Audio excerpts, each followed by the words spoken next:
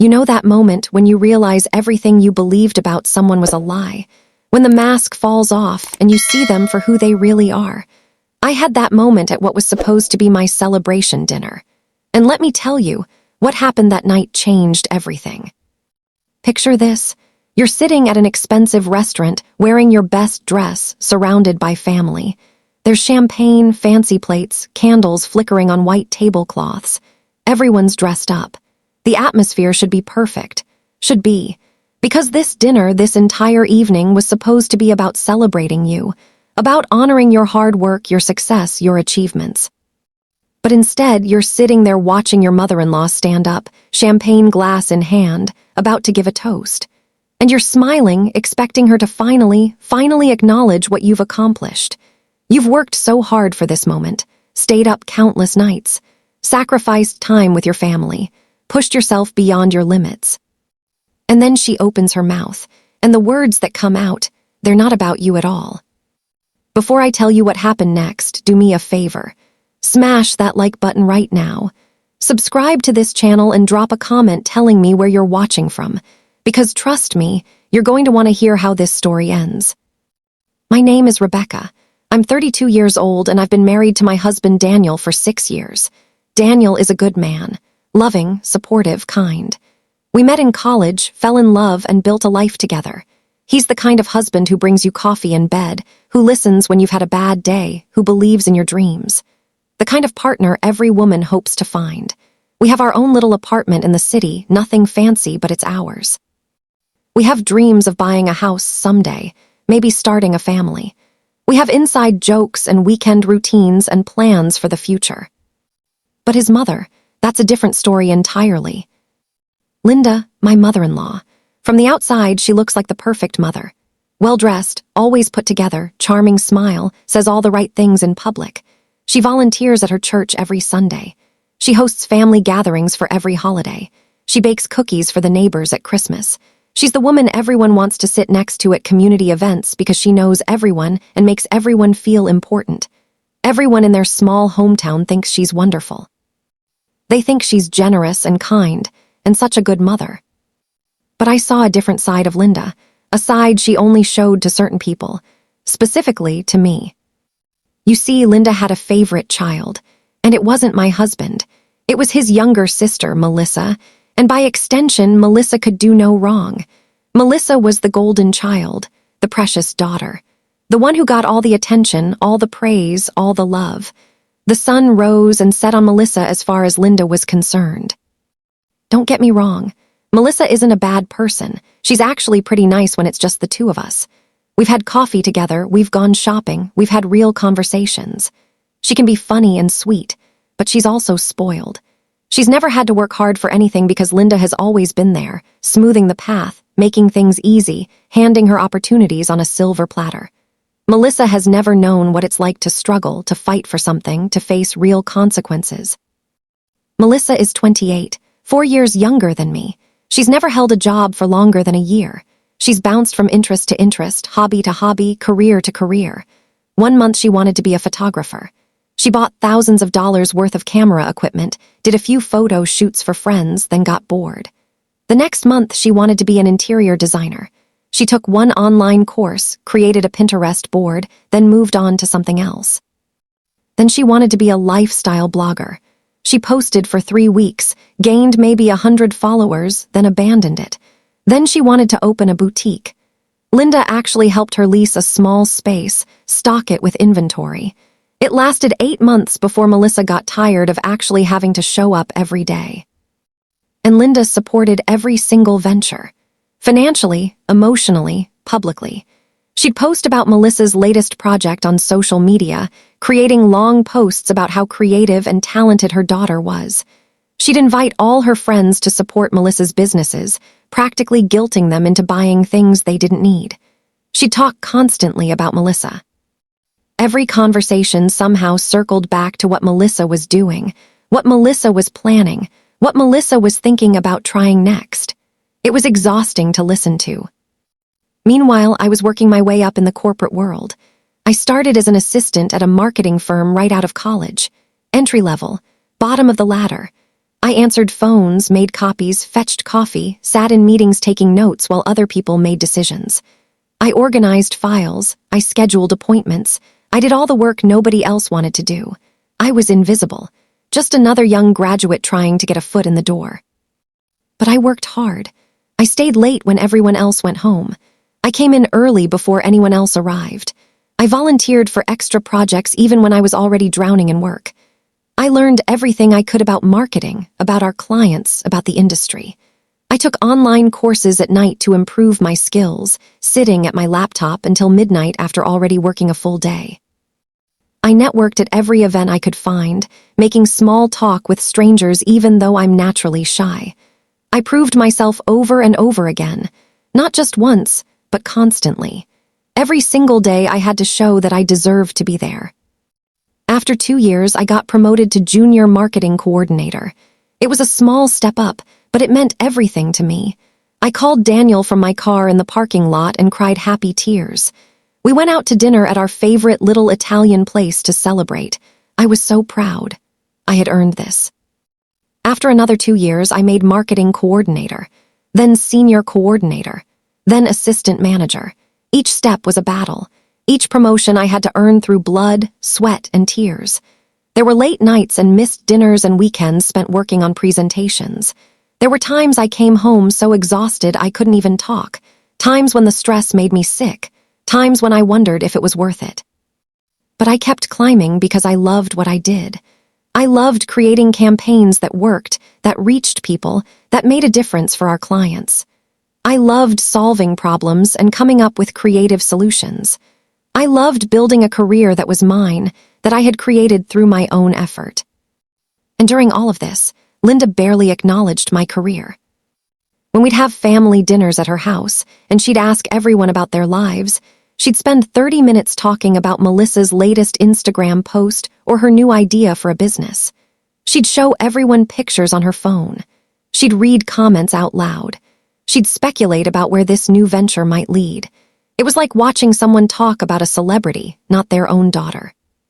But when it came to me, "And how's work, Rebecca?" That's it. A polite, obligatory question asked with the same enthusiasm you'd use to ask about the weather. And before I could answer with more than a sentence or two, before I could share any details about a project or a success, she'd already be changing the subject. "Oh, that's nice, dear. Daniel, did you get that issue with your car fixed?" Or she'd suddenly remember something she needed to check in the kitchen. Or she'd turn to her husband and start a completely different conversation. It hurt. I'm not going to lie about that. It hurt to be dismissed, to be treated like what I did didn't matter. Like my accomplishments were boring or irrelevant, like I was just background noise in the family. I'd sit there at the dinner table, feeling smaller and smaller, wondering what I had to do to be seen, to be acknowledged, to matter. Daniel noticed. He tried to talk to his mother about it. "Mom, Rebecca just landed a huge client. Aren't you going to congratulate her?" And Linda would smile that tight smile, the one that didn't reach her eyes, and say, "Of course. Congratulations, Rebecca, that's wonderful." But there was no warmth in it, no genuine interest, no follow-up questions, just polite words said because she had to, because her son was watching and she had to maintain appearances. Then she'd turn right back to Melissa and ask about some trivial detail of whatever Melissa was currently pretending to do. I tried not to let it get to me. I'd tell myself it didn't matter what Linda thought, that I didn't need her approval, that I was doing this for myself, not for her, and that was true, but it still stung. It still felt like rejection every single time, like I wasn't good enough to be part of the family, like I was tolerated but not truly welcomed. Daniel would apologize later when we were alone. "I'm sorry about my mom. I don't know why she's like that." He'd hold my hand and look genuinely upset, and I'd tell him it was okay, that I understood that it wasn't his fault, because it wasn't. Daniel was caught in the middle, and that wasn't fair to him either. But I kept going. I didn't do it for Linda's approval. I did it for myself, for my career, for the satisfaction of building something through my own hard work, for the life Daniel and I were building together, for the future I wanted to create. And then, 6 months ago, something incredible happened. The kind of thing that changes your entire career trajectory. The kind of opportunity that people work their whole lives for and never get. The marketing director position opened up at my company. This was huge. This was the big leagues. This wasn't just another incremental step up the ladder. This was a leap. This position came with a significant salary increase, nearly double what I was currently making. It came with a team of 5 people reporting directly to me. It came with a seat at the executive table, attending meetings with the CEO and the board. It came with real decision-making power. My ideas, my strategies would shape the direction of the entire company. This was everything I'd been working toward for the past 10 years. This was the dream. But I wasn't the only candidate. There were 5 of us being considered, all from within the company, all experienced, all qualified, all hungry for the position. 2 of them had been with the company longer than I had. One had an MBA from a prestigious university. Another had brought in the company's biggest client 3 years ago. The competition was intense. Cutthroat, even. We all wanted it. We all deserved it in our own ways. The interview process took 2 months. 2 months of constant stress and pressure. Multiple rounds of interviews, each more intense than the last. Presentations to the board where I stood in front of serious faces and had to convince them I was the right choice. Strategy proposals that took weeks to prepare, where I had to demonstrate my vision for the department. Sample campaigns where I had to prove I could deliver results. Every aspect of my work and my potential was scrutinized. I barely slept during those 2 months. I prepared constantly. I researched until my eyes hurt from staring at screens. I knew every detail of our company's marketing history. I analyzed our competitors. I created detailed plans for growth. I practiced my presentations in front of Daniel 100 times and he'd give me feedback and I'd practice again. I second-guessed every decision, every word, every slide in my proposals. Was this good enough? Could it be better? What if someone else had a better idea? The stress was overwhelming. I'd wake up at 3 in the morning, my mind racing with ideas or worries or both. I'd lie there in the dark, running through presentations in my head, trying to anticipate every possible question. I lost weight because I was too nervous to eat. My shoulders were constantly tense. I snapped at Daniel a few times, then felt terrible about it. Daniel was amazing through all of it. He believed in me even when I doubted myself.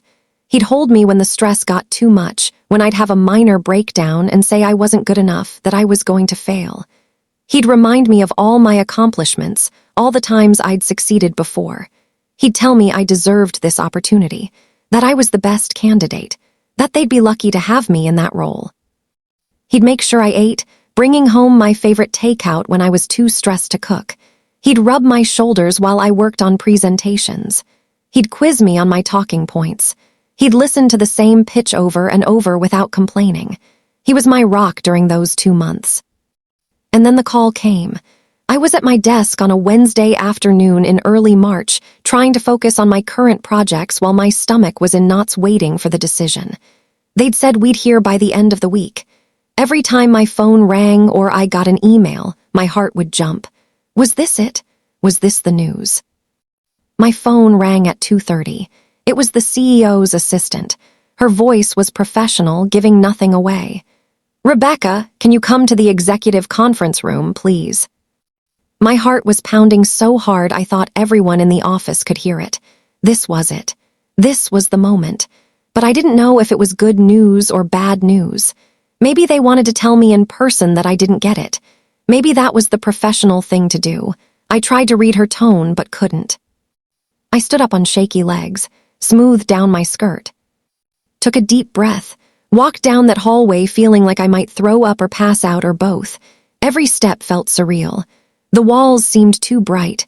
Sounds seemed too loud. My hands were trembling. I stepped into the conference room. The CEO was there. The head of HR, 2 board members, they all looked at me with serious expressions. I couldn't read them. My heart sank. This was bad news. It had to be. And then the CEO smiled, stood up, extended his hand. "Congratulations, Rebecca. We'd like to offer you the position of marketing director." I don't remember exactly what I said. Something professional and grateful, I hope. But inside, I was screaming. I was flying. I had done it. After 10 years of hard work, of proving myself, of fighting for every opportunity, I had actually done it. They told me the details. The salary, which was even better than I'd hoped. The The start date in 3 weeks. The team I'd be leading. The projects I'd be taking over. I nodded and listened and tried to process it all, but honestly, I was in shock. Good shock. The best shock. When I finally left that conference room, I walked back to my desk in a daze. I sat down, stared at my computer screen without seeing it, and then I picked up my phone and called Daniel. He answered on the first ring. "Well." "I got it," I whispered, my voice shaking. "Daniel, I got it." He shouted so loud I had to pull the phone away from my ear. I could hear him whooping with joy. "I knew it. I knew you would. Rebecca, I'm so proud of you." I was crying, happy tears streaming down my face while I sat at my desk trying to be professional. My colleague in the next cubicle looked over with concern until she saw I was smiling. Then she gave me a thumbs up, and I knew she understood. That evening, Daniel took me out to celebrate. We went to a nicer restaurant than we usually could afford, but he said we were celebrating properly. He ordered champagne. We toasted to my success, to hard work paying off, to the future. I felt like I was glowing, like everything in my life was finally coming together. When we got home, I called my parents. They were ecstatic. My mom cried. My dad kept saying how proud he was. They wanted to know every detail. They asked questions and listened and celebrated with me over the phone for over an hour. And then Daniel suggested we call his parents. Tell them the good news. I hesitated. I knew how Linda would react, or rather how she wouldn't react, but Daniel insisted. "This is big news, Rebecca. They should know, and maybe this time will be different." So I agreed. We called. Linda answered. Daniel told her the news, excitement clear in his voice. "Mom, Rebecca just got promoted to marketing director. Isn't that amazing?" There was a pause. "Oh, that's nice, dear. Good for you, Rebecca." Her tone was the same as always, polite, distant, like he'd just told her I'd gotten a new coffee maker. But then Linda's voice brightened. "Actually, I was just about to call you. I have wonderful news. Melissa just got engaged." And just like that, my news was forgotten. Linda launched into a detailed description of how Melissa's boyfriend had proposed, what the ring looked like, where they were thinking of having the wedding, what colors Melissa was considering, on and on and on. Daniel tried to steer the conversation back. "That's great, Mom, but we're talking about Rebecca's promotion. This is a really big deal." "Of course it is, sweetie. I said congratulations." Linda's voice had that edge it got when she was annoyed. "But you're happy for your sister, aren't you? She's getting married." I sat there listening to this and felt that familiar sting, that feeling of not mattering, of being second place, of never being enough. But then, 2 days later, something surprising happened. My phone rang. It was Linda. She never called me directly. Usually, all communication went through Daniel. "Rebecca, dear, I've been thinking," she said, her voice warm and friendly. "Your promotion is such wonderful news. I feel like we didn't celebrate it properly the other night. I was just so excited about Melissa's engagement that I got carried away." I was shocked. Was Linda actually acknowledging that she dismissed my achievement? Was she actually apologizing in her own way? "I'd like to make it up to you," she continued. "Let me take you and Daniel out to dinner, a proper celebration, my treat, somewhere really nice. You deserve it after all your hard work." I didn't know what to say. This was so unlike Linda. "Oh, that's very kind of you, but you don't have to do that." "I insist," Linda said firmly. "You're family, Rebecca, and this is a major accomplishment. Let me do this for you. How about Saturday night? I'll make a reservation at the Riverside. Have you been there?" The Riverside was one of the most expensive restaurants in the city. The kind of place with a months-long waiting list and a dress code. The kind of place we'd driven past and joked about maybe going to for our 10th anniversary someday. The Riverside, Linda, that's too much. Nonsense. Nothing is too much for my daughter-in-law on such a special occasion. Saturday at 7. Wear something nice. This is going to be a celebration you'll never forget. Looking back now, I should have known. I should have questioned it. Linda had never been this enthusiastic about anything involving me, but I wanted to believe it. I wanted to believe that maybe, finally, she was accepting me. That maybe my success was significant enough that even she couldn't ignore it, that maybe things were changing. So I said yes. I thanked her. I hung up the phone feeling hopeful, feeling like maybe I'd been wrong about Linda all these years. Maybe she did care. Maybe she was just bad at showing it. Maybe this dinner would be a turning point in our relationship.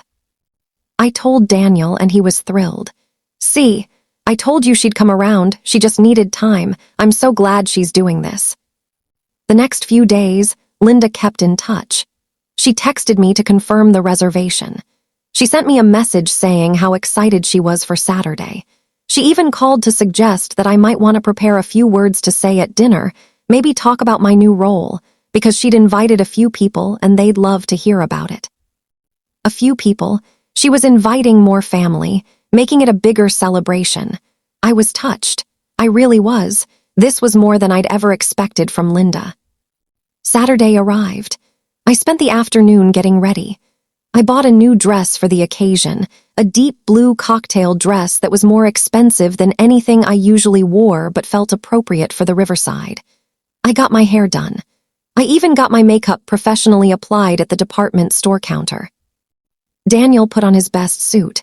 He kept telling me how beautiful I looked, how proud he was, how perfect this evening was going to be.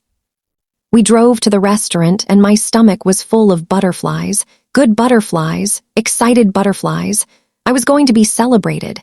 Linda was going to publicly acknowledge my success. In front of family, at a fancy restaurant, this was really happening. The riverside was even more beautiful than I'd imagined. Soft lighting, white tablecloths, fresh flowers on every table, a pianist playing soft music in the corner.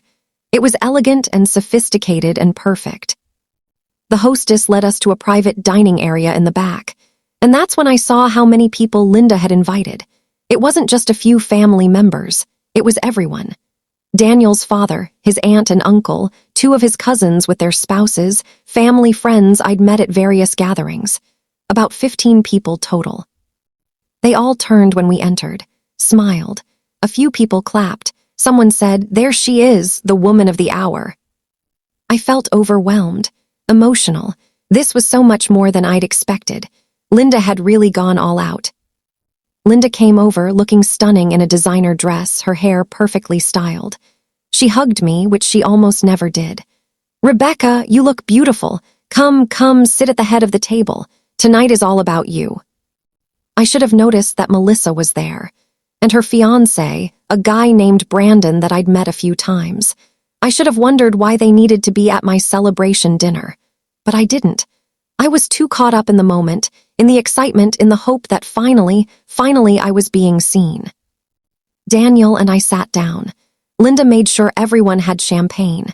She fussed over the menu, recommending dishes, making sure everyone knew to order whatever they wanted. Nothing but the best tonight. We're celebrating. The first course arrived. Appetizers I couldn't even pronounce but tasted incredible. The conversation flowed. People asked me about my new position. I answered questions, feeling more confident and valued with each one. Told them about my responsibilities, my team, my vision for the department. And they listened. They seemed genuinely interested. I was happy, truly, genuinely happy. I squeezed Daniel's hand under the table and he squeezed back. He leaned over and whispered, "I told you this would be wonderful." And then, right before the main course was served, Linda stood up. She picked up her champagne glass and tapped it with her fork. The gentle clinking sound made everyone go quiet. All eyes turned to her. She smiled, that bright, warm smile she used in public. "Thank you all so much for coming tonight. It means the world to me to have all of you here for this very special occasion." I sat up straighter. This was it, the toast, the acknowledgement, the moment I'd been waiting for. Linda continued, "We're here to celebrate some truly wonderful news. News that fills my heart with so much joy I can barely contain it." I smiled, felt my cheeks getting warm, prepared myself to be gracious, to thank everyone, to maybe give that little speech about my journey that I'd been mentally preparing. And then Linda turned, but she didn't turn to me. She turned to Melissa. "My beautiful daughter Melissa is engaged. My beautiful daughter Melissa is engaged." The words hit me like ice water. I felt my smile freeze on my face. Felt my heart drop into my stomach. This couldn't be happening. This wasn't real. But it was real. Linda was beaming at Melissa, her whole face glowing with pride and joy. Melissa looked slightly uncomfortable, glancing at me with an apologetic expression, but she stood up when her mother gestured for her too.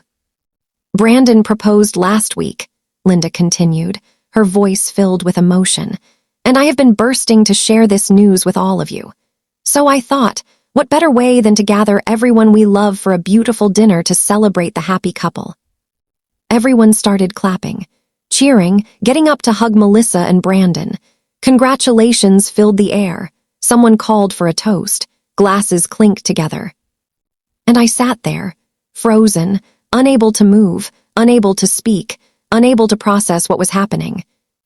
This dinner, this celebration, the riverside, the fancy dresses, the family gathering, none of it was for me, none of it had ever been for me. It was all for Melissa. It had always been for Melissa.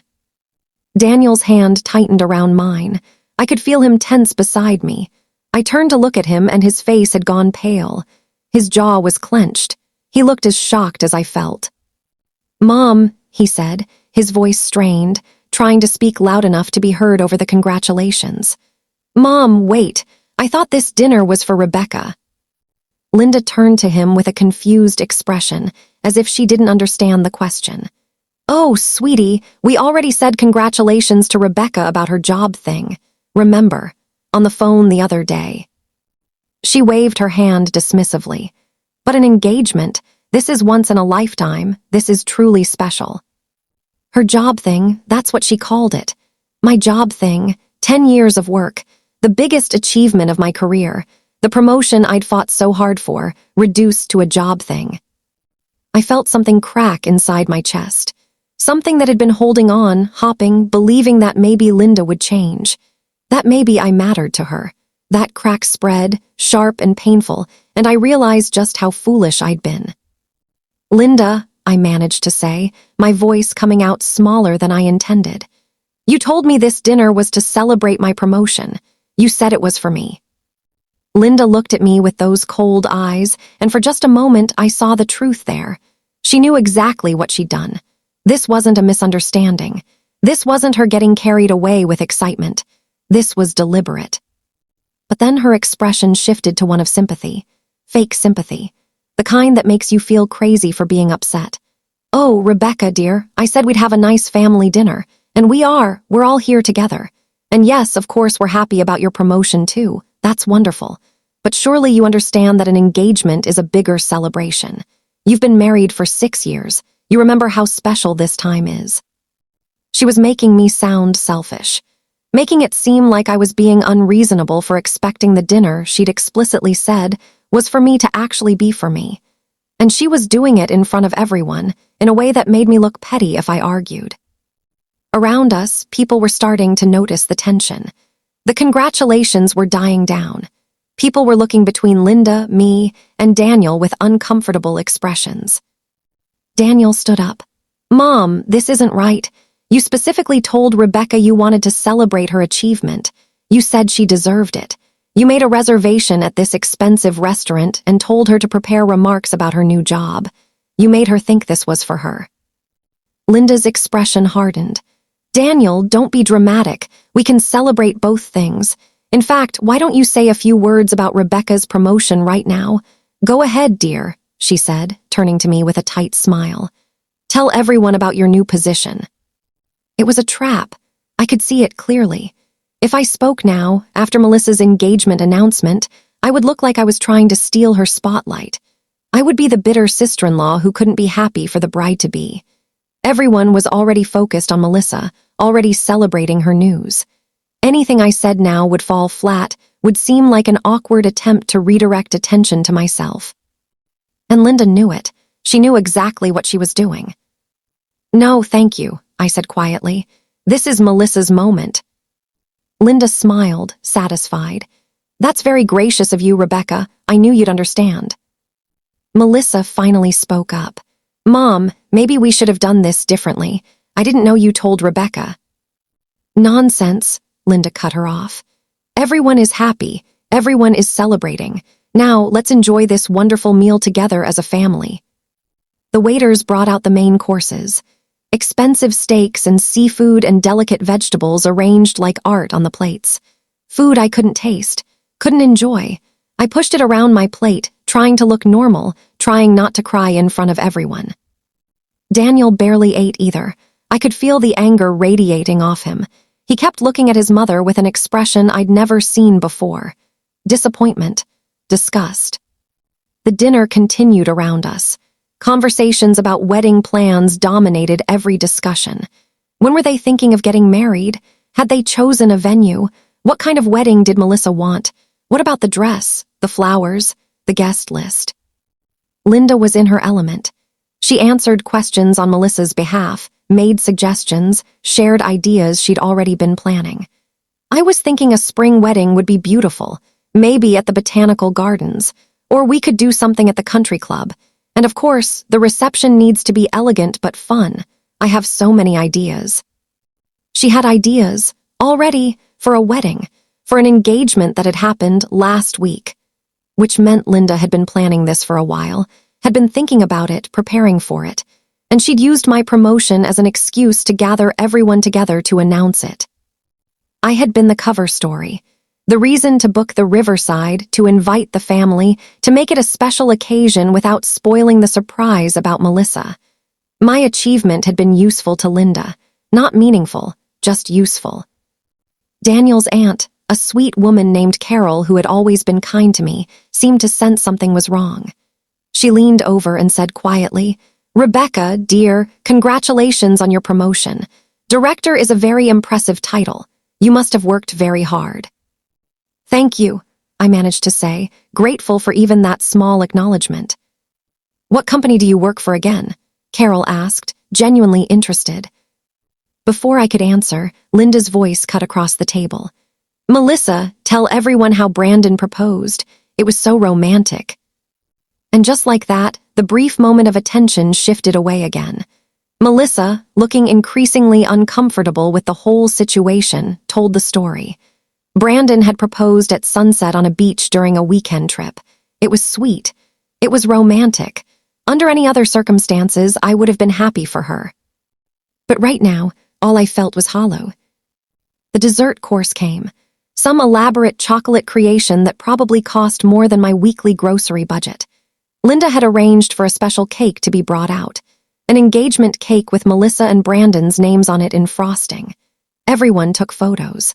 Linda posted to social media immediately, tagging everyone, using hashtags like engagement celebration and so blessed and future bride.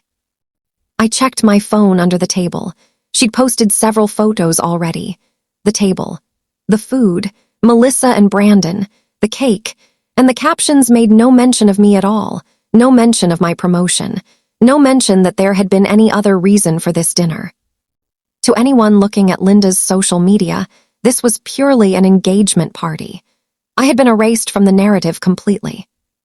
Daniel saw me looking and took my hand. "We're leaving," he said. "We can't," I whispered back. "It will cause a scene." "I don't care." "I do, and I did. Because if we left, Linda would twist it. She'd tell everyone I couldn't handle not being the center of attention, that I was jealous of Melissa, that I'd ruined the engagement celebration with my selfishness. I wouldn't give her that ammunition. So I stayed. I sat through coffee service. I smiled when people took group photos. I posed with Melissa when Linda insisted on getting a picture of my two girls together.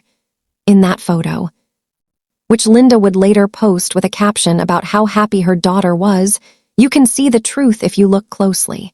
You can see the pain in my eyes, the fake smile that doesn't reach them. Finally, mercifully, the dinner ended. It had lasted almost 3 hours. 3 hours of torture. 3 hours of being invisible while Melissa was celebrated. People started saying their goodbyes. A few people did congratulate me on their way out. Quick, obligatory mentions. "Oh, and congrats on the job, Rebecca. Good luck with the new position." Afterthoughts. Things they remembered they were supposed to say. Linda hugged Melissa for a long time. held her face and told her how proud she was, how happy she was, how this was the best news she'd ever received. I watched this display of maternal love and felt that crack in my chest widen. Then Linda turned to me. "Thank you for coming, Rebecca. I'm so glad we could all celebrate together." She said it like I was just another guest, like she hadn't orchestrated this entire humiliation.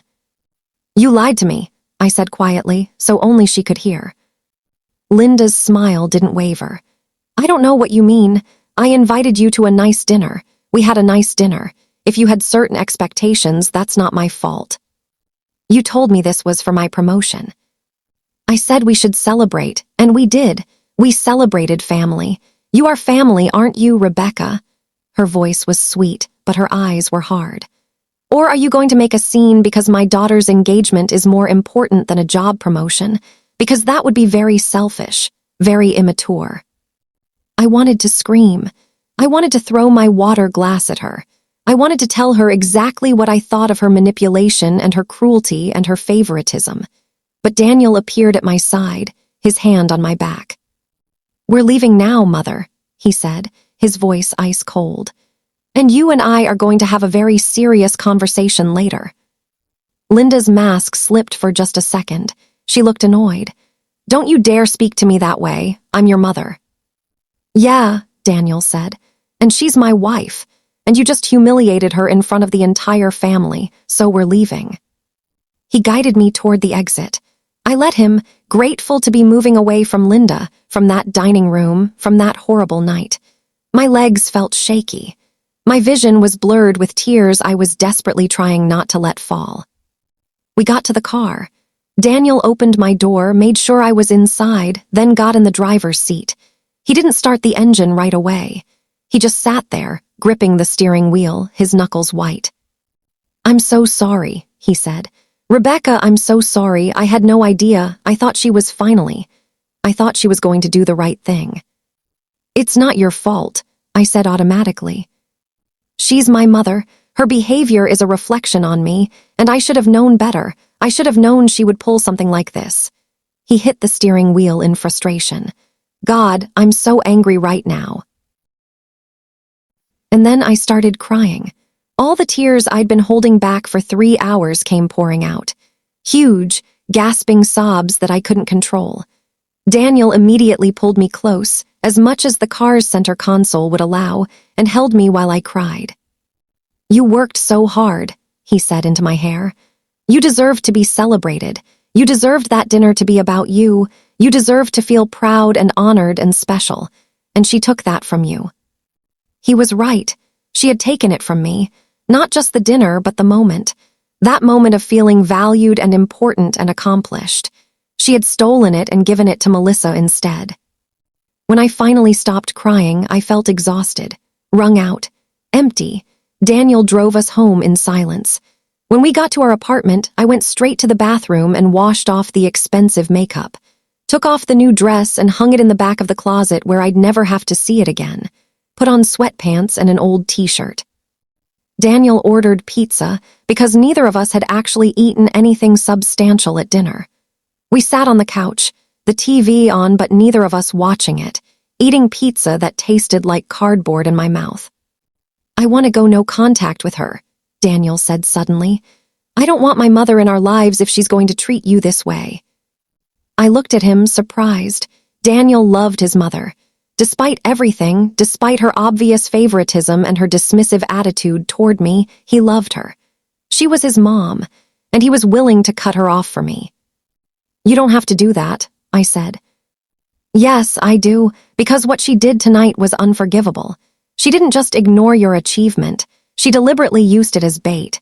She lured you there under false pretenses so she could have her perfect engagement party and make you sit through it. That's not just rude. That's cruel." He was right. It was cruel. Intentionally, calculatedly cruel. "Let me think about it," I said. "I'm too emotional right now to make big decisions." Daniel nodded. "Okay, but I want you to know I'm on your side, completely. Whatever you want to do, however you want to handle this, I support you." That night, I lay in bed staring at the ceiling, unable to sleep. My mind kept replaying the dinner. The moment Linda had stood up. The moment she'd turned to Melissa instead of me. The look in her eyes when I'd confronted her. The realization that she'd planned this, that my humiliation had been premeditated. And I made a decision. I wasn't going to let this go. I wasn't going to be the bigger person. I wasn't going to smile and forgive and pretend this was okay. Linda had declared war, even if she didn't realize it yet. She thought I was weak. Thought I'd just accept this treatment. Thought I'd continue to sit quietly at family dinners while she praised Melissa and ignored me. She was wrong. I didn't know how yet. I didn't have a plan. But I was going to make sure Linda regretted what she'd done. I was going to make sure she understood that I wasn't someone who could be used and humiliated without consequences. The next morning, I woke up with a headache and swollen eyes from crying. But I also woke up with determination. I called in sick to work, which I never did. I needed a day. Just one day to process and plan and figure out my next move. Daniel had already left for work but had left me a note on the kitchen counter. "Take care of yourself today. I love you. We'll figure this out together." With a hand-drawn heart at the bottom. Despite everything, that made me smile. I made coffee and sat at our small kitchen table with my laptop. I started by checking social media, even though I knew it would hurt. And sure enough, Linda had posted extensively about the dinner. Photos of Melissa and Brandon. Photos of the engagement cake. Photos of the family toasting. Long captions about how blessed she was to have such a wonderful daughter who was marrying such a wonderful man. I scrolled through the comments. Dozens of people congratulating Melissa.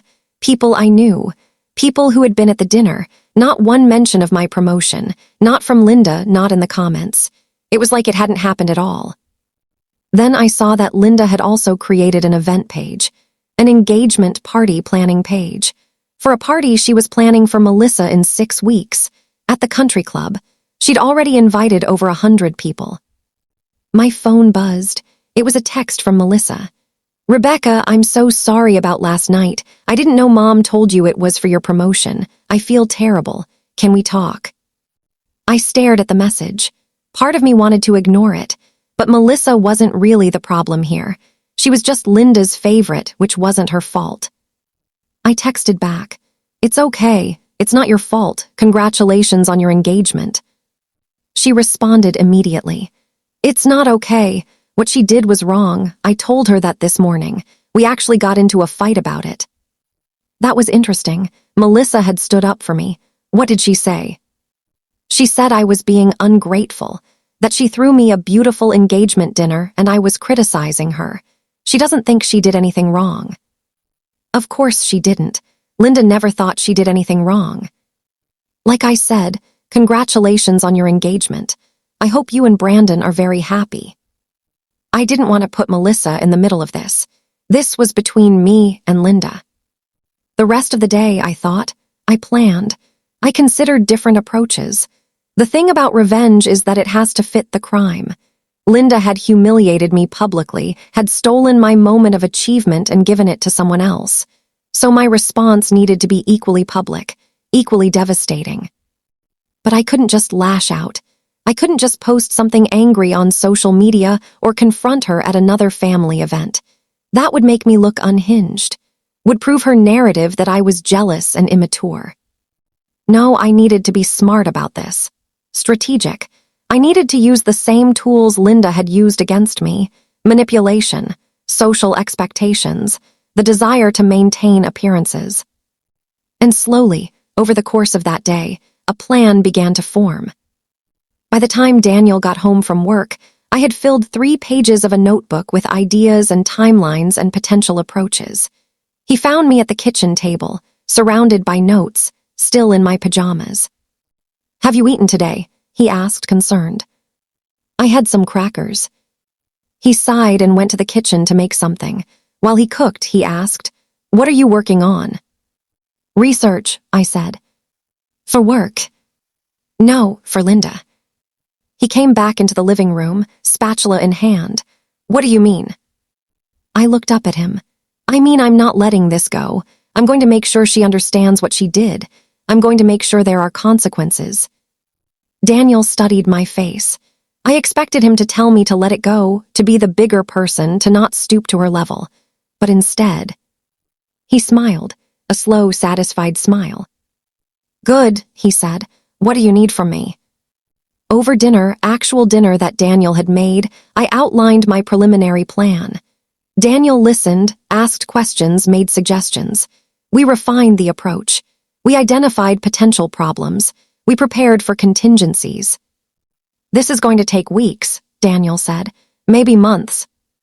"I know, but it'll be worth it." "She's going to be furious." "I know that too." "Are you sure you want to do this? Once we start, there's no going back." I thought about sitting at that table at the riverside, watching Linda celebrate Melissa while completely erasing my achievement. I thought about the dress I'd bought, the hope I'd felt, the humiliation I'd experienced. I thought about 10 years of being dismissed and ignored and treated like I didn't matter. "I'm sure," I said.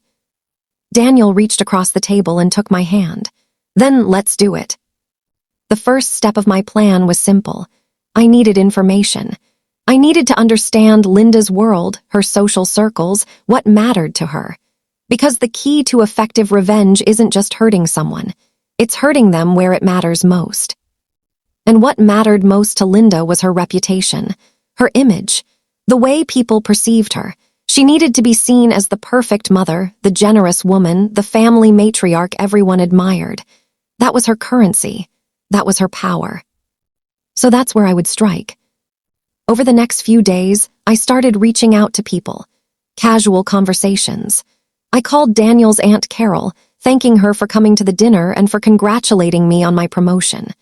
We talked for a while, and I let slip, very casually, that I'd been surprised when the dinner turned into an engagement party. "What do you mean?" Carol asked. "Oh, well, Linda had told me she was throwing the dinner to celebrate my promotion. She said I deserved a special celebration. So when it ended up being about Melissa's engagement instead, it was just unexpected, but it was still a lovely evening." I kept my tone light, confused rather than angry, like I genuinely didn't understand what had happened rather than being hurt by it. "Wait," Carol said slowly. "Linda told you the dinner was for you." "Yes, she called me specifically, said she wanted to make up for not celebrating properly when I first told her the news. She even suggested I prepare some remarks about my new position." I laughed, a little self-deprecating sound. I felt so silly when I realized what the dinner was actually for. I'm just glad I didn't actually give a speech. There was a long pause. "Rebecca," Carol said carefully, that seems like a miscommunication." "Oh, I'm sure it was just me misunderstanding," I said quickly. "You know how I am. Sometimes I hear what I want to hear. Anyway, how have you been?" I changed the subject. Let Carol process what I'd told her. Let her draw her own conclusions. I had similar conversations with 2 of Daniel's cousins, with a family friend. Each time I kept it light. I never accused Linda directly. I just stated facts and let people connect the dots themselves. And people talk. I knew they would. By the end of the week, multiple family members had heard some version of the story, not from me directly, but through the grapevine, the whisper network that exists in every family. Daniel reported back to me that his mother had started receiving questions. His cousin Sarah had texted him asking if I was okay, saying she'd heard the dinner situation was awkward. His uncle had called his dad to ask what had really happened at the riverside. People were talking, and Linda didn't like it. She called Daniel 3 days after the dinner. I was sitting right next to him when his phone rang, and he put it on speaker so I could hear. "Daniel, I need you to do something for me," Linda said without preamble. "No hello, no how are you, just a demand." "What's that, Mom?" "I need you to tell Rebecca to stop spreading lies about me." Daniel's eyebrows shot up. "Excuse me." "Your wife has been calling family members and telling them that I deceived her about the engagement dinner, that I somehow tricked her. It's completely ridiculous and it's making me look bad." "Is it a lie?" Daniel asked calmly. "Of course it's a lie. I never told her the dinner was specifically for her promotion. She's twisting my words." I grabbed a notepad and wrote quickly, showing it to Daniel. He read it and nodded. Mom, that's interesting because I was there when you called Rebecca. I heard the entire conversation. You specifically said you wanted to celebrate her promotion properly. You said she deserved it. You told her to prepare remarks about her new job. Silence on the other end. Then, I said we should all get together for a nice dinner. If she assumed it was only about her, that's her own ego talking. You told her to prepare a speech about her job, Mom. Why would you do that if the dinner wasn't about her achievement? I was just making conversation. I was being polite. How was I supposed to know she would take it so literally? Linda's voice was rising, getting defensive. And now she's going around making me look like some kind of villain. Sarah actually called me to ask if I'd misled Rebecca. Your Aunt Carol asked me why I didn't mention Rebecca's promotion in any of my social media posts. This is embarrassing, Daniel. You should be embarrassed, Daniel said, his voice hard. What you did was cruel. What I did was throw a beautiful engagement party for your sister. I spent thousands of dollars on that dinner. I made sure everything was perfect. And this is the thanks I get. Your wife poisoning the family against me. Rebecca hasn't poisoned anyone. She's just told people the truth about what happened. The truth, Linda's laugh was bitter. The truth is that she can't stand to see Melissa happy.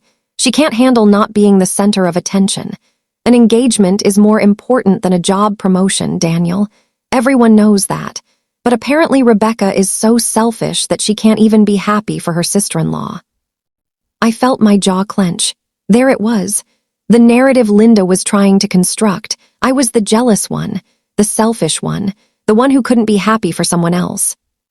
That's not true, and you know it, Daniel said. Mom, I'm going to say this once. What you did was wrong. You used Rebecca's achievement as cover to throw Melissa's engagement party. You let Rebecca believe she was being honored and then publicly humiliated her. That's not okay. I did no such thing. Yes, you did. And until you apologize to Rebecca, sincerely apologize, we're not going to be attending any family events. You're choosing her over your own mother. I'm choosing basic decency. I'm choosing to support my wife when she's been mistreated. And yeah, if that means choosing her over you, then yes, I'm choosing her. Linda's voice went ice cold.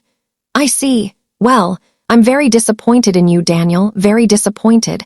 I raised you better than this. No, Mom, you really didn't. And he hung up. We sat there in silence for a moment. Then Daniel let out a long breath. That felt good and terrible at the same time. You didn't have to do that, I said. Yes, I did. He turned to me. I should have done it years ago. I should have stood up to her every time she dismissed you or ignored your achievements or made you feel small. I'm sorry I didn't. I hugged him. You're standing up now, that's what matters. But Linda wasn't done, not even close.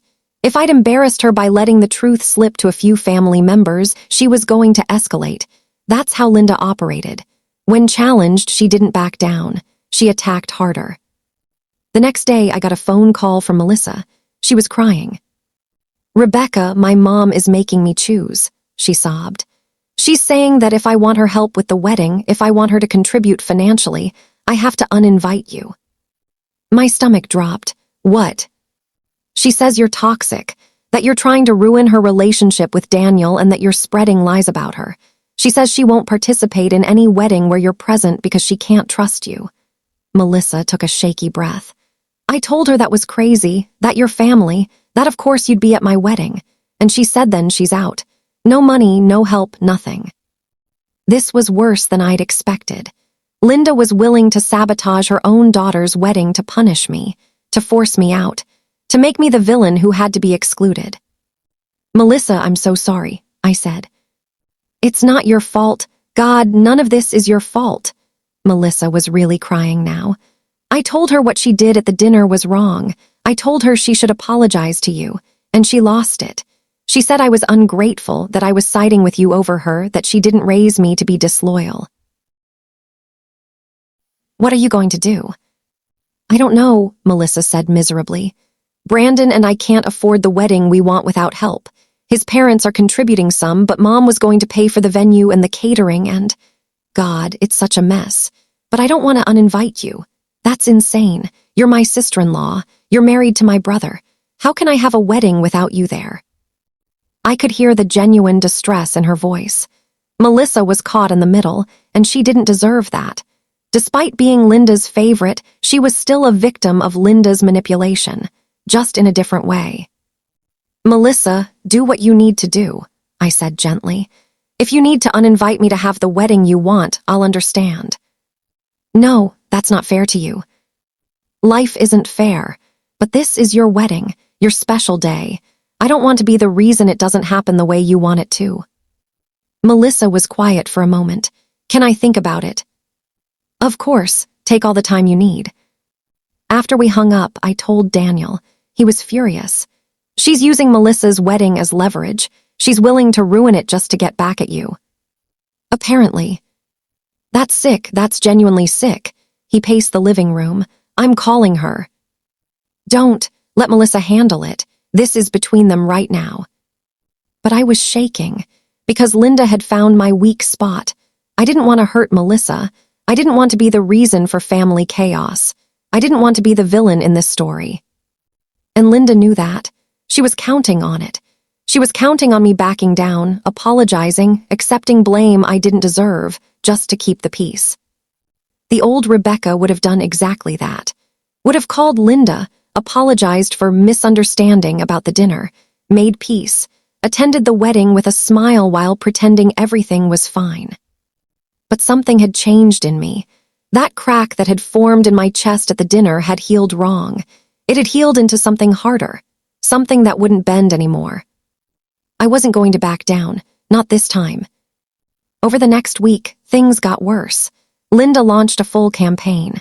She posted on social media about dealing with difficult people and family members who spread drama. She didn't name me specifically, but it was obvious who she meant. People who knew the situation could read between the lines. She called Daniel's father and apparently spent an hour crying about how I was tearing the family apart. How she'd only ever tried to be welcoming to me, and this was how I repaid her. How Daniel was being manipulated and couldn't see it. She told other family members that I was jealous of Melissa, that I couldn't handle not being the favorite, that I was immature and selfish and causing problems. And some people believed her. I saw it at the grocery store when I ran into one of Linda's friends. The woman gave me a cold look and walked past without saying hello. I saw it on social media when people who used to like my posts suddenly didn't. I saw it in a text from one of Daniel's cousins that said, "Maybe you should just apologize to Linda and move on. Life's too short for family drama." They didn't know the full story. They only knew Linda's version, and Linda was very good at playing the victim. It hurt. I'm not going to pretend it didn't. It hurt to be misunderstood, to be painted as the bad guy, to watch Linda twist the narrative so effectively. But it also made me angrier, more determined, because this is what Linda did. This is how she'd operated for years. She controlled the narrative. She made herself the victim. She turned people against anyone who challenged her. And everyone just let her. Everyone enabled it because it was easier than confronting her. Easier than dealing with her tears and her manipulation and her ability to make you feel like a terrible person for standing up to her. Well, I was done being easy. Daniel came home one evening and found me in our spare bedroom, which I'd converted into a temporary office. I had documents spread out everywhere.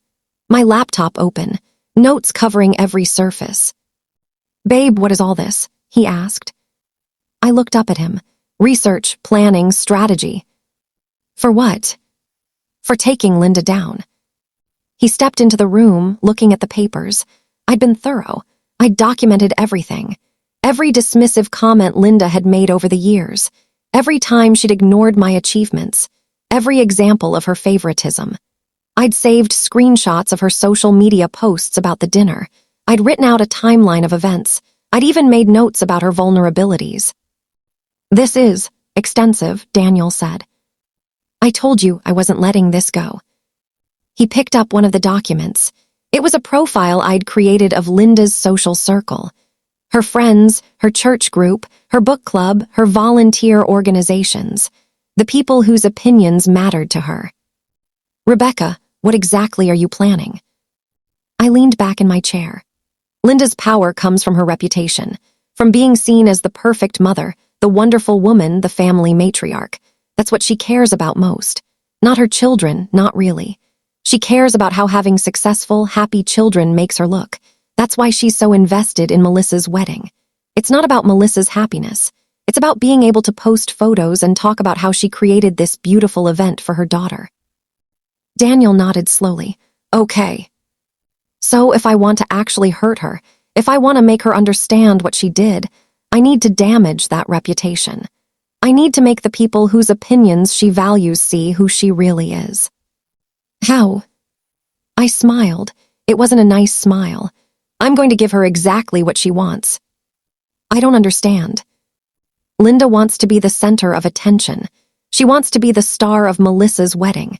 She wants everyone to see what an amazing mother she is, how generous, how involved. She's going to post about every detail of the planning. She's going to make sure everyone knows how much she's contributing, how much she's doing. Right. So I'm going to help her. I'm going to make sure Melissa's wedding is the biggest, most talked about event in Linda's social circle. I'm going to make sure Linda gets all the attention she craves. Daniel still looked confused. But how is that revenge? Because at the wedding, in front of all those people, I'm going to make sure everyone sees who Linda really is. I'm going to expose her, publicly, undeniably, in a way she can't twist or explain away. Understanding dawned on Daniel's face. That's actually brilliant, but how are you going to do it, especially if she's trying to get you uninvited? She won't uninvite me. I'm going to make sure of that. How? I'm going to apologize. Daniel's eyes widened. What? No, Rebecca, no, you have nothing to apologize for. I know that, you know that. But Linda thinks I should apologize. She expects it.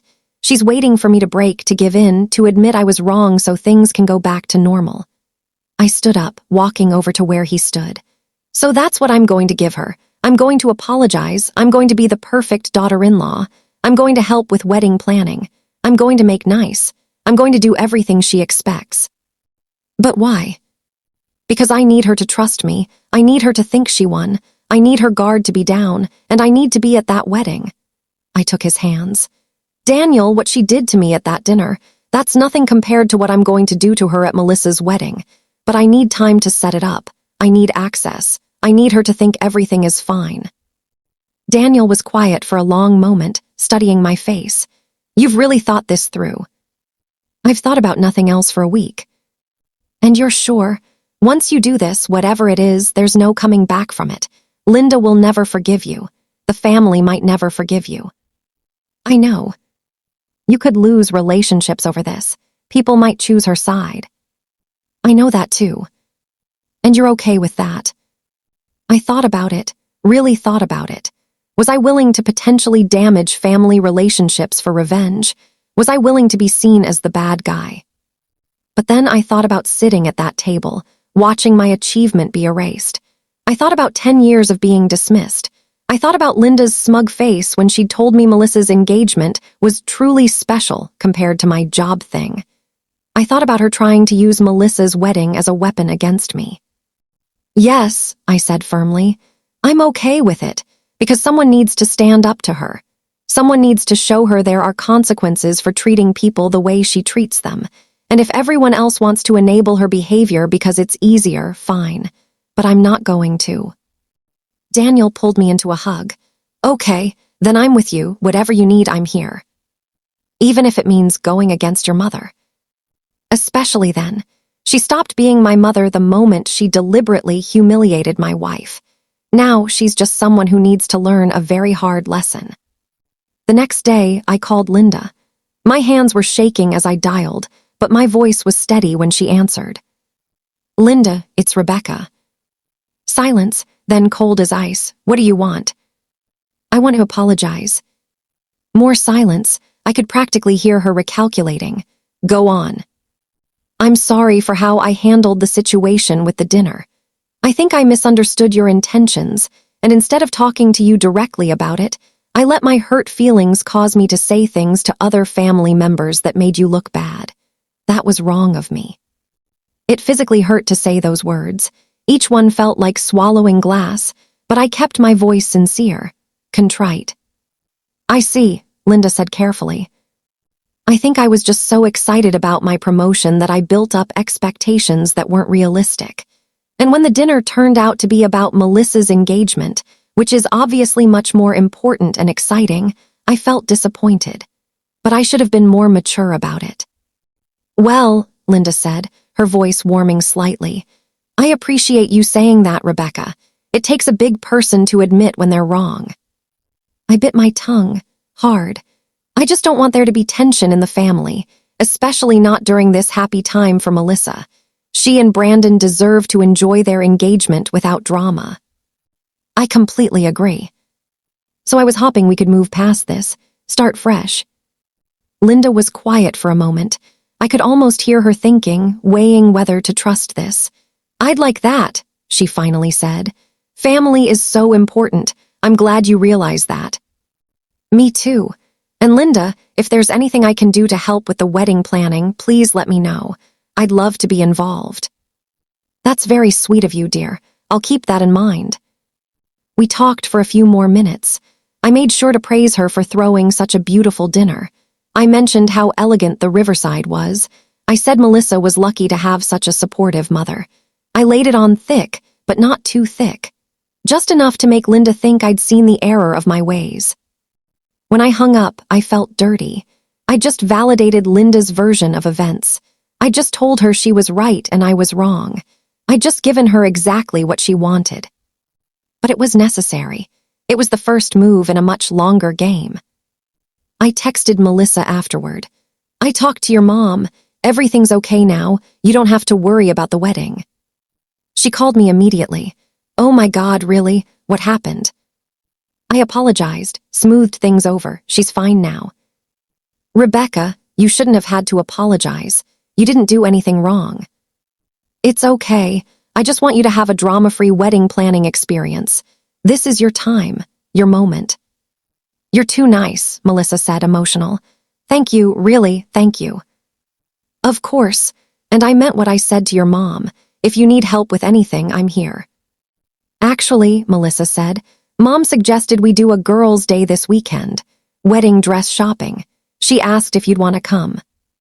Perfect. I'd love to. That Saturday, I met Linda and Melissa at a bridal boutique. Linda was all smiles, hugging me like nothing had happened. Rebecca, so glad you could make it. I smiled back, played the part. Thank you for including me. We spent 4 hours looking at dresses. I oohed and awed at the right moments. I held Melissa's flowers while she tried on gowns. I took photos. I complimented Linda's suggestions. I was the perfect sister-in-law. And Linda ate it up. She started treating me warmly, like we'd always had a great relationship. She linked her arm through mine while we walked between dress displays. She asked my opinion on veils. She even bought me lunch afterward. I'm so glad we worked things out, she said over salad. I always knew you were a good person, Rebecca, just a little sensitive sometimes. But that's okay. We all have our flaws. I wanted to throw my water in her face. Instead, I smiled and said, I'm glad too. Over the next month, I became increasingly involved in the wedding planning. I attended dress fittings. I went to cake tastings.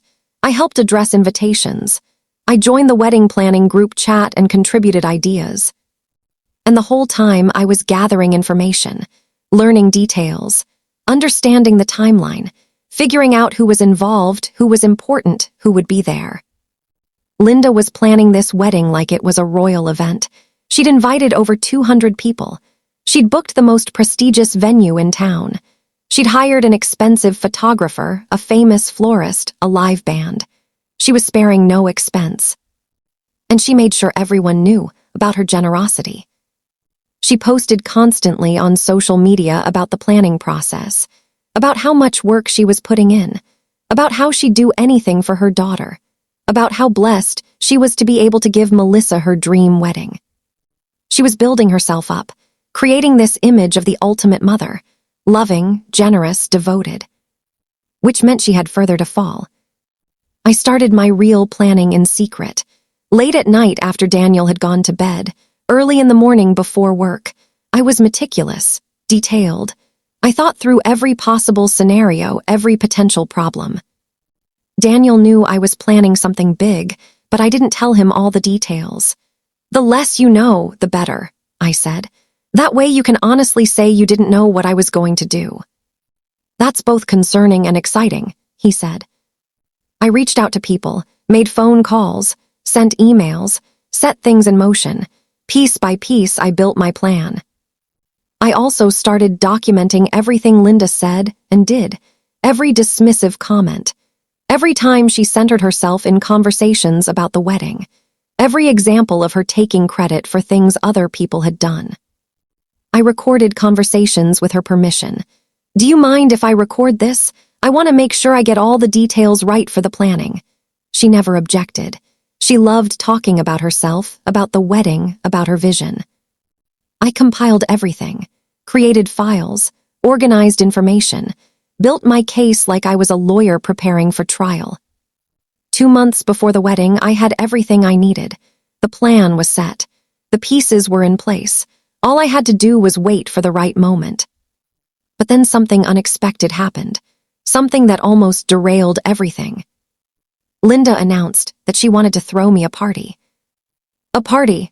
I asked, confused, when she called to tell me. "Yes, a promotion party.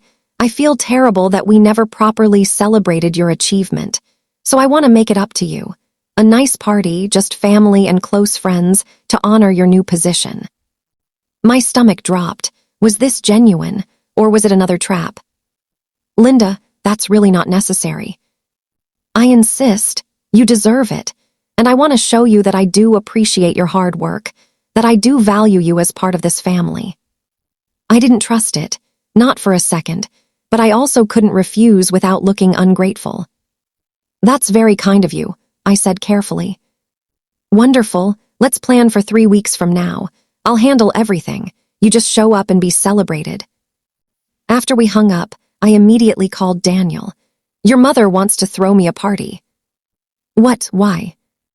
"She says it's to celebrate my promotion, to make up for the dinner." "Do you believe her?"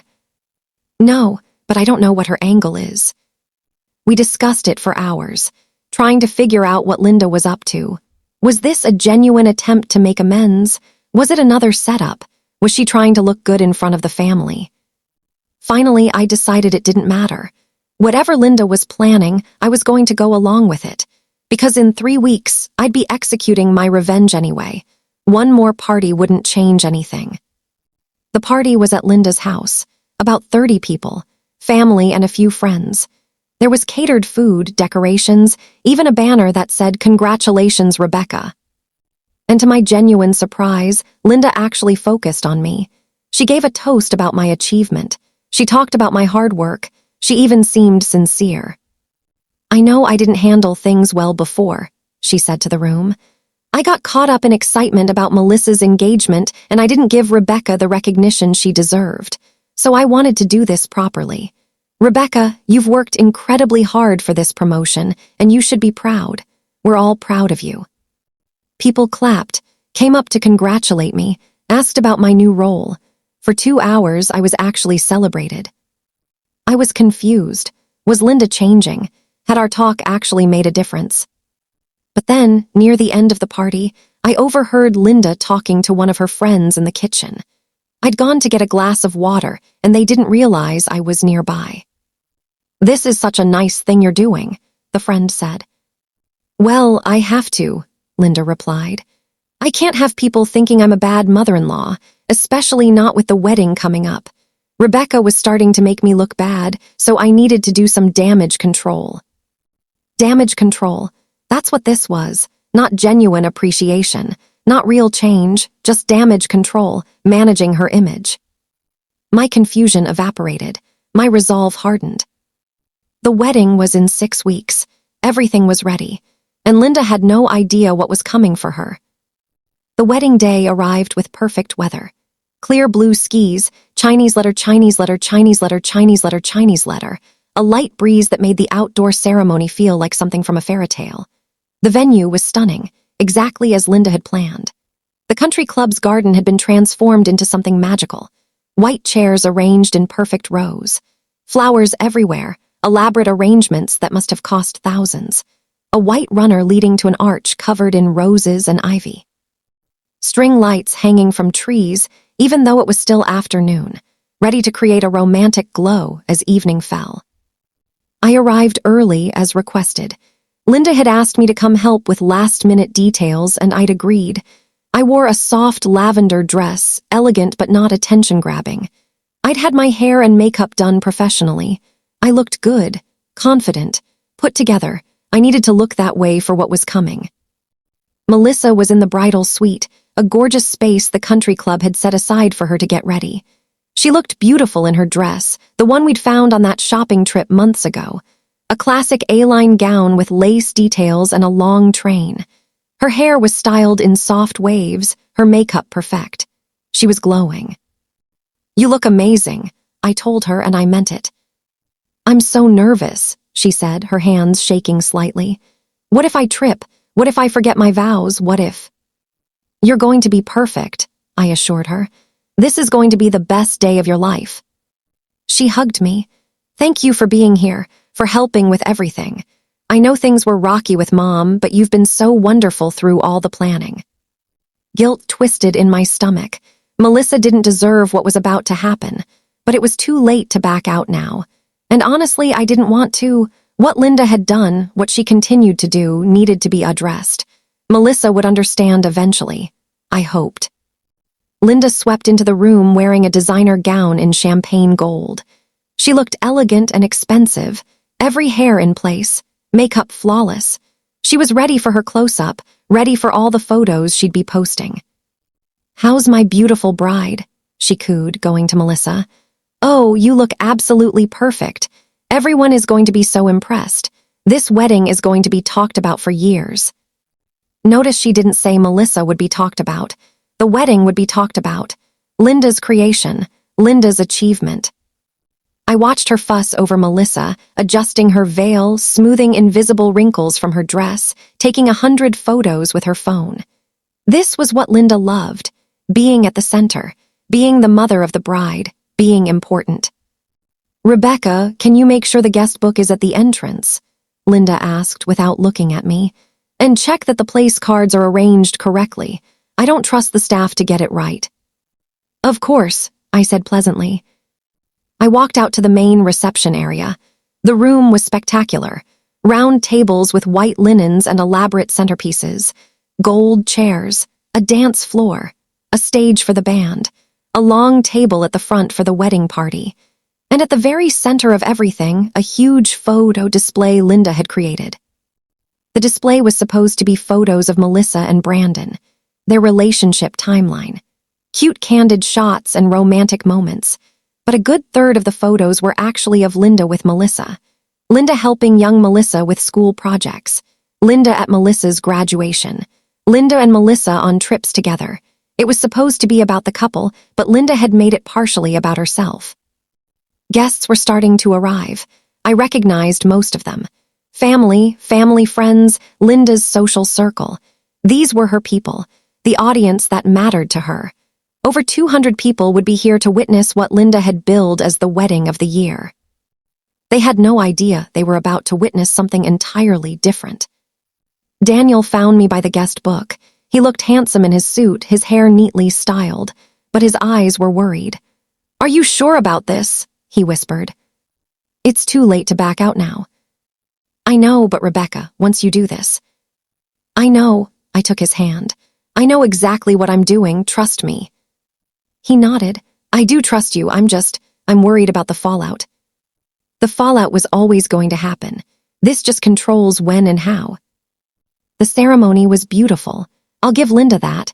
She knew how to create a perfect event. Melissa and Brandon exchanged vows under that rose-covered arch, both of them crying happy tears. The officiant spoke about love and commitment. Birds literally chirped in the trees. It was picture perfect. Linda sat in the front row, dabbing at her eyes with a handkerchief, making sure everyone could see how emotional she was. The devoted mother, so moved by her daughter's happiness. After the ceremony, there was a cocktail hour while the wedding party took photos. I used that time for my final preparations. I went to the AV room where the DJ and lighting technician were set up. "Hi, I'm Rebecca, the sister of the bride," I lied smoothly. "Linda asked me to give you something for the reception." I handed them a USB drive. "This is a video that's supposed to play before the toasts, a surprise for the bride and groom. Linda wanted to make sure it was queued up and ready to go." The DJ, a young guy who clearly didn't want any problems, nodded. "Sure, no problem. When exactly should I play it?" "Right before the best man's toast. Linda will give you a signal. She'll tap her glass 3 times. That's your cue." "Got it." I also handed him a small remote. "And this is for Linda, so she can start the video herself. She's very particular about timing." He took it, labeled it, put it aside. He had no reason to question any of this. As far as he knew, I was just helping coordinate the mother of the bride's surprise. The remote was fake. It didn't do anything, but Linda would think it did. I returned to the reception just as guests were being invited to find their seats. The room was filled now, buzzing with conversation and laughter. Everyone was dressed in their best. The atmosphere was celebratory and warm. I found my seat at one of the family tables. Daniel was already there, looking nervous. "Is it done?" he whispered. I nodded. Dinner was served. Prime rib and salmon, roasted vegetables, fancy salads. Linda had spared no expense. She worked the room during dinner, stopping at tables to chat, to laugh, to accept compliments on the beautiful wedding. She was in her element, glowing with pride and satisfaction. She stopped by our table. "Rebecca, dear, thank you for your help today. Everything is going perfectly." "It really is," I agreed. "You should be very proud." "I am." She smiled that satisfied smile. "This is exactly what I envisioned, exactly what my daughter deserves." After dinner, the DJ made an announcement. "Ladies and gentlemen, we're about to begin the toasts. But first, the mother of the bride has prepared a special video tribute to the happy couple." Linda stood up, beaming. She'd told me about this video during planning. She'd compiled photos and video clips of Melissa growing up, set to music, with captions Linda had written herself. It was supposed to be touching and sentimental. The lights dimmed. A screen lowered at the front of the room. Linda had the fake remote I'd given her, though she didn't actually need it. She tapped her champagne glass 3 times, the signal I'd told the DJ to wait for. The video started playing. But it wasn't Linda's tribute video. It was mine. The screen showed a title card, "A Toast to Family." My voice came through the speakers, calm and clear. "Hello, everyone. Thank you so much for being here to celebrate Melissa and Brandon. Before we begin the official toasts, I wanted to share something special. A look at what it means to be family, what it means to support each other, to celebrate each other's achievements." Linda was frowning now, confused. This wasn't her video. She looked at the DJ booth, but the lights were down and she couldn't get his attention without causing a scene. The video continued. The screen now showed screenshots, text messages, social media posts, all with dates clearly visible. My voice narrated. 6 months ago, I received the biggest promotion of my career. After 10 years of hard work, I was named marketing director at my company. This was a dream come true, a major achievement. So when my mother-in-law Linda called to invite me to a celebration dinner, I was touched. The screen showed a recording, the phone call between me and Linda. I'd recorded it, had told her I was recording because I wanted to remember the details. She'd agreed. Linda's voice played through the speakers. "Rebecca, dear, I've been thinking, your promotion is such wonderful news. I feel like we didn't celebrate it properly. I'd like to make it up to you. Let me take you and Daniel out to dinner. A proper celebration. My treat. You deserve it after all your hard work." Rebecca's voice. "Oh, that's very kind of you, but you don't have to do that." Linda's voice. "I insist. Your family, Rebecca, and this is a major accomplishment. Let me do this for you." The recording continued, with Linda specifically saying the dinner was to celebrate my promotion, suggesting I prepare remarks about my new role, emphasizing that this was my special occasion. The lights came up slightly. I could see people's faces now, confused, starting to understand that something was happening, something unplanned. Linda was standing, her face pale. "Turn it off," she said loudly. "This isn't DJ, turn it off right now." But the DJ was just as confused as everyone else, and the video kept playing. Now the screen showed photos from the Riverside dinner, the fancy restaurant, the family gathered, and then video taken by one of the guests who'd been filming casually. In it, you could see me sitting at the table, smiling, clearly expecting to be celebrated. And then Linda standing up, making her toast, announcing Melissa's engagement instead. My voiceover continued. "As you can see, the dinner that was explicitly arranged to celebrate my promotion became an engagement party instead, without warning, without even a mention of the reason I'd been told we were gathering." The video showed more clips from that night. Linda gushing about Melissa, the engagement cake being brought out, me sitting quietly, the smile frozen on my face, Daniel's expression of shock and anger. Then the audio played. My conversation with Linda afterward, also recorded with permission. "You lied to me," my voice said. Linda's voice, cold and dismissive. "I don't know what you mean. I invited you to a nice dinner. If you had certain expectations, that's not your fault. Or are you going to make a scene because my daughter's engagement is more important than a job promotion? Because that would be very selfish, very immature." The room was dead silent now. Every person watching the screen, watching this evidence of Linda's manipulation. The video continued. More recordings, more proof. Linda at the dress shop. "I always knew you were a good person, Rebecca, just a little sensitive sometimes. But that's okay. We all have our flaws." Linda on the phone with Daniel's aunt. "Rebecca is just having trouble adjusting to not being the center of attention. Some people need constant validation." Linda talking to her friend at my promotion party, which I'd recorded with a small device in my purse. "I have to do this. I can't have people thinking I'm a bad mother-in-law. Rebecca was starting to make me look bad, so I needed to do some damage control." Damage control. Her own words, proving that the party hadn't been genuine, had just been about managing her image. The video showed more. Screenshots of Linda's social media posts from the dinner at the Riverside. Not a single mention of my promotion, only Melissa's engagement. Proof that I'd been completely erased from the narrative.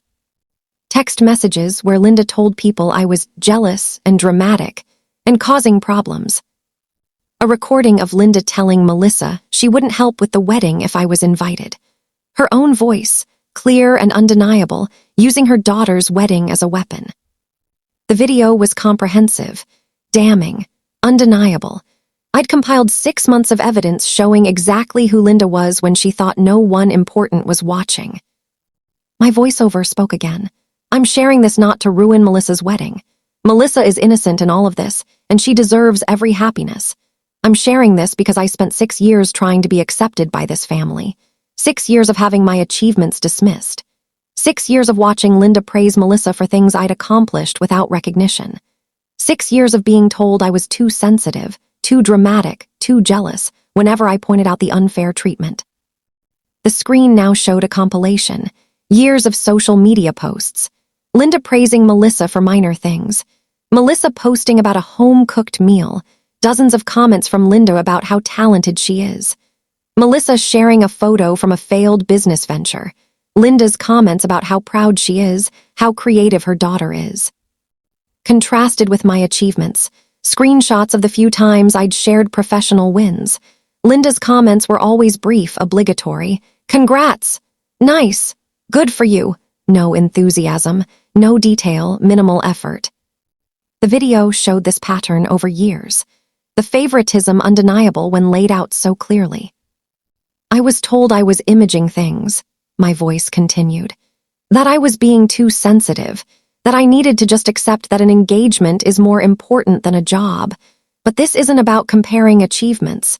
This is about honesty, about basic respect, about not using someone's accomplishment as bait to gather people for someone else's celebration." The screen showed one final clip. Linda at the party she'd thrown me, talking to another guest when she thought no one could hear. I'm only doing this because I have to. Rebecca was making me look bad. Can't have that with the wedding coming up. Got to keep up appearances. The video ended with a simple message on the screen. Some people care more about appearing kind than actually being kind. I hope you all enjoy the real celebration tonight. Melissa and Brandon deserve genuine love and support, not performances. The screen went dark. The lights came up fully. The room was silent, completely, utterly silent. 200 people staring, some at the screen, some at Linda, some at me. Linda was shaking. Her face had gone from pale to red. Her carefully applied makeup couldn't hide the fury and humiliation in her expression. You, she started, her voice shrill. How dare you? This is my daughter's wedding. How dare you ruin it with your petty jealousy? I stood up calmly. I haven't ruined anything, Linda. I simply told the truth. Everything in that video was real. Your words, your actions. You ruined your own reputation by being the person you actually are. You recorded me. You manipulated. I told you every time I was recording. I asked permission. You said yes because you never thought anyone would actually hold you accountable. My voice was steady, calm. I'd practiced this. You thought you could treat me however you wanted because you're the matriarch, because everyone just accepts your behavior, because it's easier to enable you than confront you. People were murmuring now, whispered conversations breaking out at tables. I could see shock on faces, understanding. Some people looked angry, though I couldn't tell if they were angry at me or at Linda. Melissa was crying, not happy tears anymore. She looked devastated. Brandon had his arm around her, looking completely lost. Melissa, I'm sorry, I said, turning to her. I truly am. You don't deserve this happening at your wedding. But I couldn't think of another way to make sure people saw the truth. Your mother cares more about appearances than anything else. So the only way to really reach her was to damage those appearances in front of the people whose opinions she values. You're insane, Linda shouted. You're a psychotic, jealous, terrible person. Daniel, are you seeing this? Your wife is mentally unstable. Daniel stood up beside me.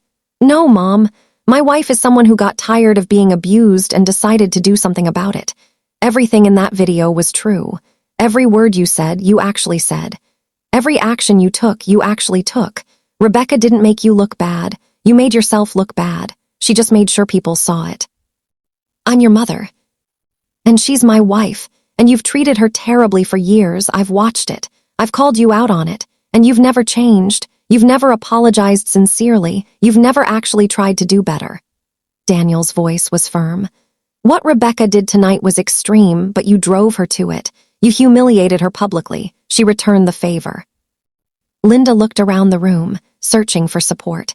She crashed my daughter's wedding with lies and manipulated recordings. Someone needs to. They weren't lies, Mom. Everyone turned to look at Melissa. She was standing now, wiping tears from her face. They weren't lies. I was there at that dinner. I saw what you did. I told you it was wrong and you didn't care. Her voice broke. And you tried to use my wedding to punish Rebecca. You told me you wouldn't help with any of this if she was invited. You were willing to ruin my day just to get back at her for telling people the truth about what you did.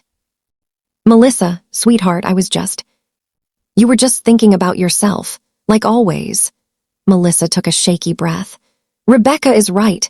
You care more about how things look than how things actually are. You care more about people thinking you're a good mother than actually being one. Linda looked like she'd been slapped. How can you say that to me? After everything I've done for you, I paid for this entire wedding. I know, and you've reminded me of that approximately 1,000 times in the past 6 months. Melissa's voice was getting stronger. Every decision had to go through you. Every detail had to be your way. This wedding stopped being about me and Brandon weeks ago.